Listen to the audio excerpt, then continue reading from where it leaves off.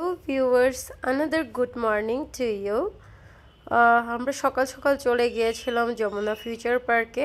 আজকে আমাদের একটা ছোট্টখাটো শপিং এর দরকার আছে।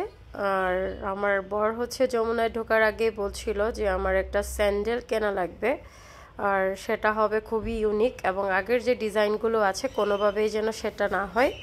যেহেতু আপনারা সবাই জানেন অ্যাপেক্স বাটা ওদের নিজস্ব যে ডিজাইনগুলো আছে ওরা খুব দ্রুত ডিজাইনটা চেঞ্জ করে না, অনেক দিন পর পর করে। তাই আমরা গিয়েছিলাম একটা স্যান্ডেল কিনতে। বাই দা ও একটা পছন্দ হয়ে গেছে এবং একটা কিনেও ফেলেছে।